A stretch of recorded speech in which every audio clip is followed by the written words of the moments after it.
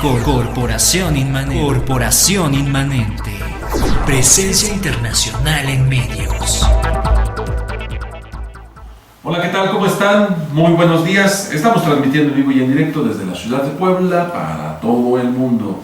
Suena ostentoso, pero es cierto, y es que lo estamos haciendo a través de la señal internacional de sabersinfin.com y corporacioninmanente.com.mx, presencia local en medios.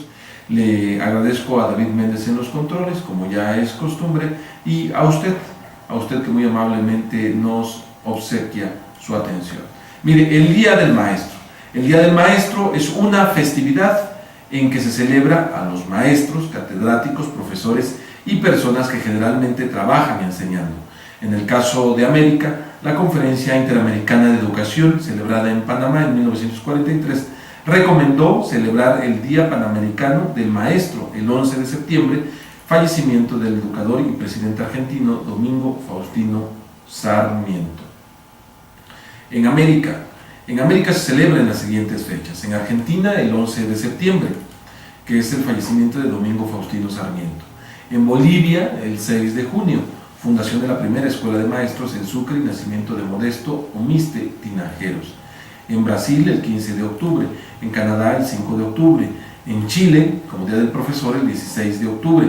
En Colombia, el 15 de mayo. En Costa Rica, 22 de abril. En Cuba, 22 de diciembre. Y, por supuesto, en México, el 15 de mayo, conmemoración de la toma de Querétaro. José Gabriel Ávila Rivera, nuestro invitado de todos los martes, hablar sobre el Día del Profesor, del Día del Maestro, es también hablar del Día de la Educación, de lo que implica la educación para el desarrollo de los pueblos, de lo que implica la educación para el caso de países como el mexicano, en el cual se sostiene constantemente que el desarrollo de una nación depende de la educación de sus habitantes. José Gabriel Ávila Rivera, ¿qué te merece hablar del Día del Maestro?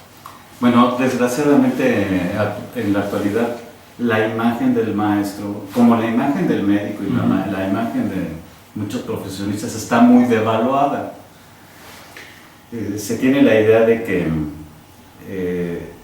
el profesionista debía tener un mejor perfil de desarrollo y en México se están dando condiciones totalmente distintas.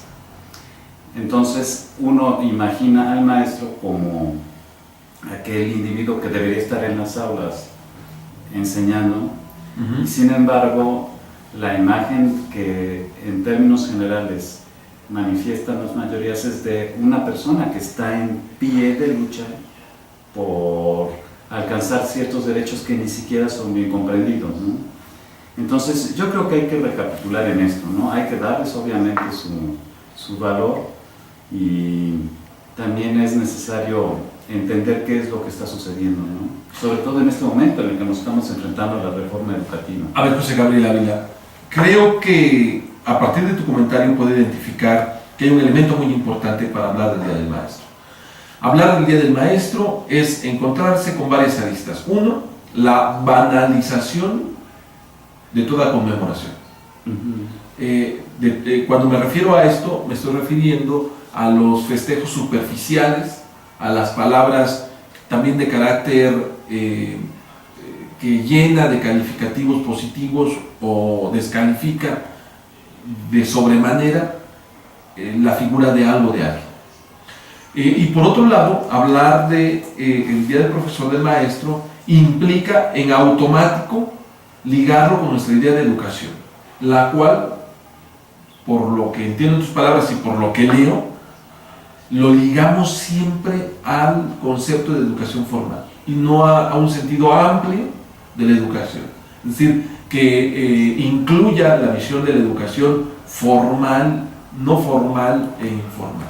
Y creo que en este sentido nosotros tendríamos que hablar más que del Día del Maestro, del Día del Educador, para poder contener en esta festividad a quienes, sin ostentar la carrera de profesor, sí ejerce la función de educador. Tu comentario, José. Bueno, aquí habría que tomar no son buenas las comparaciones, pero por ejemplo, en Finlandia el perfil educativo es impresionante. O sea, los profesionistas finlandeses son los más preparados del mundo.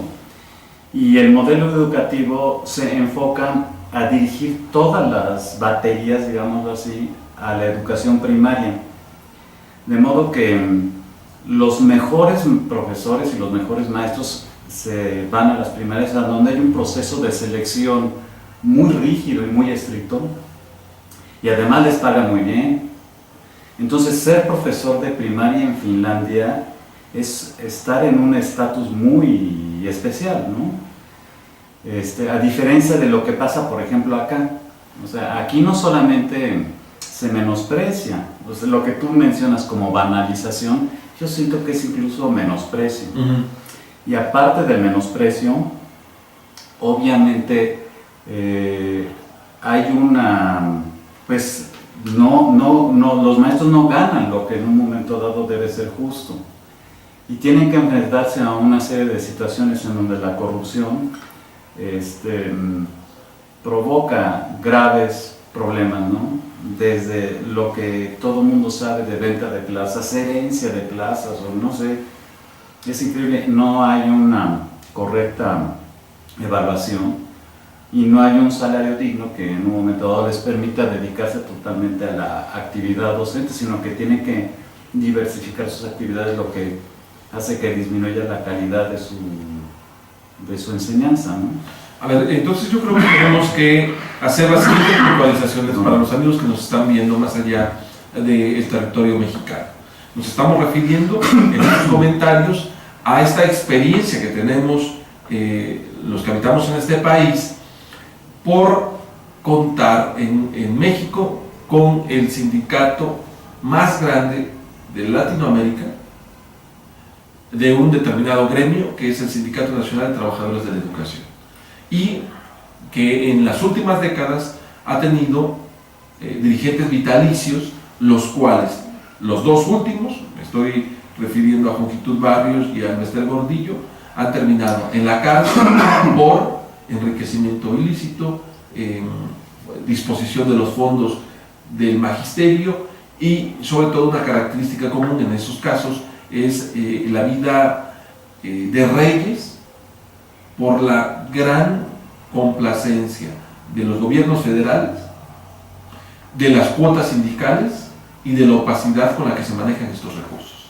Es decir, esta es la experiencia que marca principalmente al gran sistema educativo mexicano. Y digo gran por la cantidad de miles de educadores vinculados a este sindicato, y por otro lado por la dependencia en gran parte de ciertas regiones del país de los recursos que se manejan y destinan a la educación.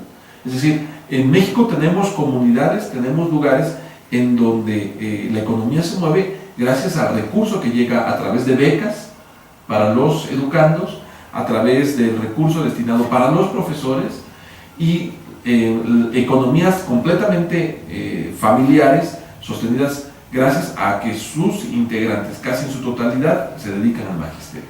Es decir, ese es el contexto de lo que estamos hablando y por qué estamos externando esta serie de opiniones.